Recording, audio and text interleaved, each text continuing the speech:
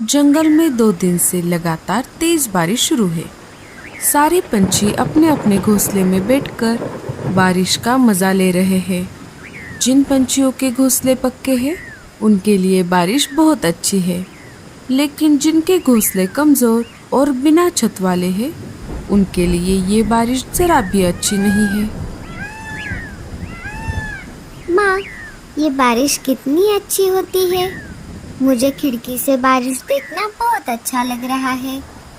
माँ, मुझे बहुत ठंड लग रही है। बारिश अपने जोरों पर थी।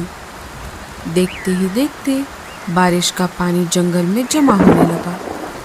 जैसे जैसे बारिश तेज होती गई, बारिश का पानी पंछियों के घोंसलों तक पहुंचने लगा।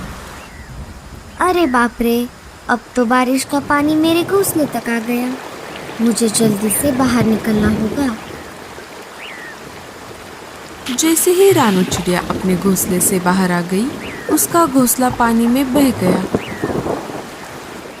पता नहीं ये बारिश कब रुकेगी। मैंने घर में जो अनाज जमा करके रखा था वो भी अब खत्म हो रहा है। तभी वहाँ पर मुनमुन कबूतर आ जाती है।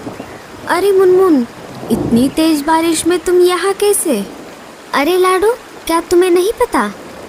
अभी थोड़ी ही देर में जंगल में बहुत बड़ा तूफान आने वाला है। उसमें हम सभी पंछियों के घोंसले डूब जाएंगे। चलो यहाँ से, हम सभी को किसी सुरक्षित जगह पर जाना होगा। जब तक ये बारिश चलेगी हम सब वहीं पर रहेंगे। मुनमुन बहन, मैं मेरे अंडे को छोड़कर कैसे आ सकती हूँ? लाडो, अगर तुम अभी यहाँ से बाहर नहीं आई तो तुम इस बड़े तूफान में फंस जाओगी। तुम एक काम करो, ये अंडा साथ लेकर चलो। थोड़ी ही देर में लाडू के भी घोंसले में पानी जमा होने लगता है। अरे बाप रे, अब तो हमें बाहर निकलना ही पड़ेगा। लाडो अपने अंडे को अपने पंजों में पकड़कर घोंसले से बाहर आ जाती है। जैसे ही दोनों बाहर आ गई, घोंसला बाढ़ की पानी में बह गया। अरे बाप रे, अच्छा हुआ हम समय रहते ही बाहर आ गए। कालू कौवा भी अपने घोंसले से बाहर आ गया था। कालू कौवा लाडो और मुनमुन के पास आ ही रहा था। तभी लाडो के पंजों से अंडा फिसल जाता है और बाढ़ की पानी में गिर जाता है। जैसे ही कालू ने देखा कि अंडा पानी में गिर गया है, कालू उसे पकड़ने के लिए बाढ़ की पानी में कूद जाता है। कालू ने अंडे को पानी से बाहर निकालने की बहुत कोशिश की, लेकिन पानी का बहाव बहुत ज्यादा था। देखते ही देखते अंडा बहुत दूर चला जाता है। कालू कौवा लाडो के पास आ जाता है। मुझे माफ कर दो लाडो, मैं तुम्हारे अंडे को नहीं बचा पाया। जब तक बारिश चलती रही, सारे पंछी जंगल के बाहर वाले एक गुफा में रहने लगे। कुछ दिनों बाद बारिश कम हो गई। जंगल में बाढ़ का पानी भी धीरे धीरे उतरने लगा। एक एक करके पंछी जंगल में वापस आने लगे और अपना अपना घोंसला फिर से बनाकर रहने लगे। अरे मेरे बेटे, क्या हुआ? मम्मा, दूसरे जंगल से हमारे जंगल में एक नया पंछी का बच्चा हमारे साथ खेलने के लिए आता है। हम दोनों दोस्त बन गए थे, लेकिन आज उसने मेरे साथ झगड़ा किया और मुझे मारा भी। अरे अरे, कौन है वो बदमाश बच्चा जिसने मेरे लाडले बेटे को मारा? चल मेरे साथ, मैं अभी उसे बताती हूँ। नहीं मम्मा, वो मेरे साथ झगड़ा करके अपने जंगल लौट गया। जग्गू मेरे बेटे, तुम चिंता मत करो, अब इस बार वो बदमाश बच्चा जंगल में वापस आएगा। मैं उसका अच्छे से समाचार लूंगी। दूसरे दिन वो बच्चा फिर से जंगल में वापस आ जाता है। आज वो जग्गू के बजाय टुन्ना के साथ खेल रहा था। तभी वहाँ पर गोरी और जग्गू आ जाते हैं। मम्मा, यही है वो जिसने मेरे साथ कल झगड़ा किया था।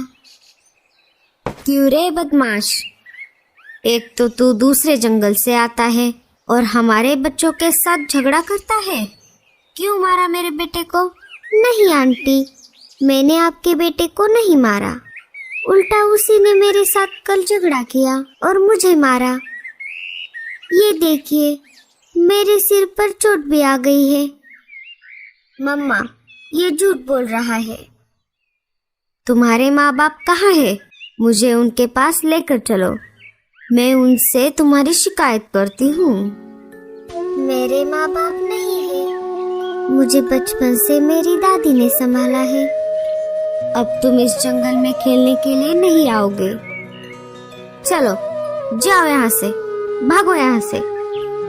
तभी वहाँ पर लाडो चिड़िया आ जाती है। अरे अरे गोरी, तुम क्यों इस बेचारे को डांट रही हो? बेचारा और ये?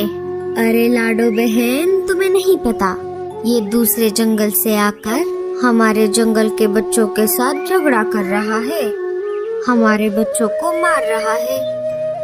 क्या तुम ऐसा कर रहे हो?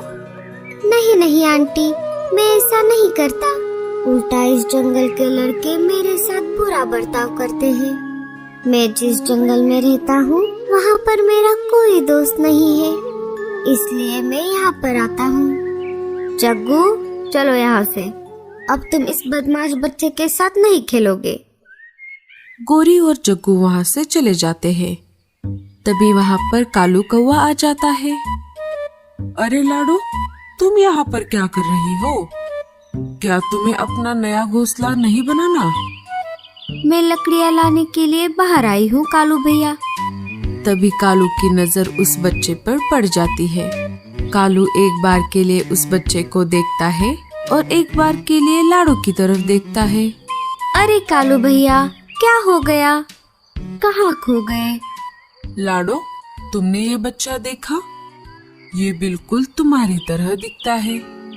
हाँ कालू भैया, अगर उस तूफान में मेरा अंडा ना बहता तो मेरा भी बच्चा आज इसके जैसा होता।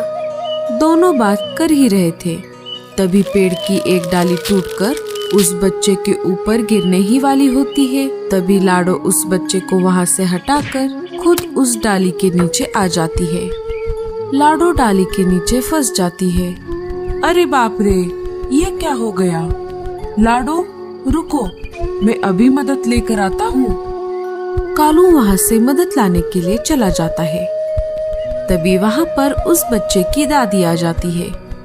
अरे टीलू, तुम कहाँ थे इतनी देर से? मैंने तुम्हें कहाँ नहीं ढूंढा। चलो अब घर चलो। दादी, वो सब छोड़ो, पहले इन आंटी को इस डाली से बाहर निकालो, वो इसके नीचे फंस गई है।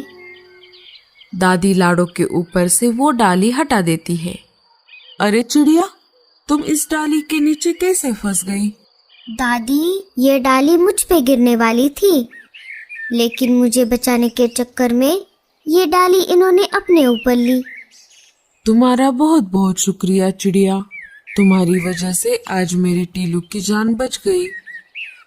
कोई बात नहीं, ये तो मेरा फर्ज था। दादी, एक बात बताइए, आपको ये चिड़िया का बच्चा कहाँ पर मिला? अभी कुछ महीने पहले जब तेज बारिश हुई थी, उसके साथ साथ तूफान भी आया था। इस जंगल में जो नदी बहती है, वो नदी मैं जहाँ पर रहती हूँ वहाँ से भी गुजरती है। मैं उसी नदी के पास एक कुटिया में रहती हूँ। एक दिन मैं पानी लाने के लिए नदी की तरफ गई थी, तब एक अंडा मुझे उस नदी में बहता हुआ दिखाई दिया। मैं वो अंडा मेरे साथ घर लेकर आई। ये बच्चा उसी अंडे से बाहर निकला था, तब से मैं उसे पाल रही हूँ। लाडो, क्या तुम भी वही सोच रही हो जो मैं सोच रहा हूँ? हाँ हाँ कालू भैया। कालू सारी बातें दादी को बता देता है।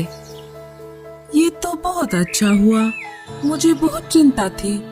मैं इस बच्चे को पूरी जिंदगी अकेले कैसे पालूंगी, क्योंकि ये एक चिड़िया का बच्चा है और मैं तो एक इंसान हूँ। दादी, आपका बहुत बहुत शुक्रिया। आपकी वजह से मुझे मेरा खोया हुआ बेटा वापस मिल गया।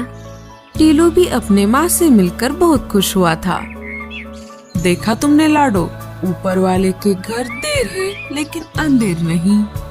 लेकिन लाडो, अब तुम अपना घोंसला कैसे बनाओगी? तुम तो घायल हो गई हो। कोई बात नहीं चिड़िया, मैं तुम्हारी मदद करूंगी।